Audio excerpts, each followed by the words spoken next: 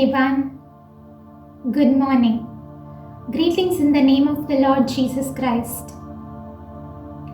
Today's topic is what Bible says about obedience. There is a big difference between obedience and compliance. Obedience is when we respect our elders, obey their instructions without expecting something in return. Compliance comes into picture when we work for an organization where we have to adhere to a set of rules and regulations, denial of which results in getting us fired from the organization. Naturally, human beings are authoritative, stiff-headed, and disobedient because of its roots from its forefather Adam, who disobeyed God's commandments. To prove this authoritativeness, Milgram conducted an experiment to find out the conflict between authoritative behavior and personal conscience. There were two participants. One is a teacher and the other one is an actor who pretended to be a student. The teacher was advised to administer electric shocks to the student whenever he commits mistakes. This electric shock was a fake one, which the teacher was not aware of it.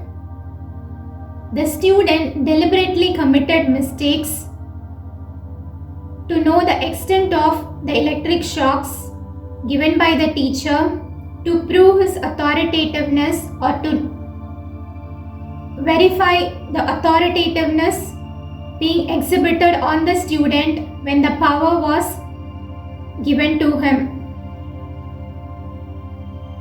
The outcome was the teacher kept on increasing the electric shocks to the student to the point of death, which means he is mindless of his authoritative behavior. There are three aspects of obedience according to Bible. The first aspect is obey your parents. This is clearly explained in Ephesians chapter 6 verse 1. Children, obey your parents in the Lord, for this is right. The Bible is teaching us to obey the instructions of our parents because that act only pleases the God. The second aspect of obedience is obey the masters or managers. The subordinates need to obey their managers, or the servants need to obey their masters as they obey the Lord Jesus Christ. Since the authoritative position has been conferred upon the person only by the Almighty. This is explained in Ephesians chapter 6 verse 5. Servants, be obedient to them that are your masters according to the flesh, with fear and trembling, in singleness of your heart, as unto Christ. The third aspect of obedience is obey the God. Last week we had a Bible study on the same topic. One of our sister, Mrs. Delvin, has expressed a contradictory viewpoint on this topic. That is, one can disobey his parent or his master or his manager if he is asked to do something against the will of God or against the commandments of God. This was a new insight. This is explained in John chapter 14, verse 23. Anyone who loves me will obey my teaching. My Father will love them, and we will come to them and make our home with them. This means that if we love the Lord Almighty, He loves us, and if we love Him, we are sure to obey His commandments.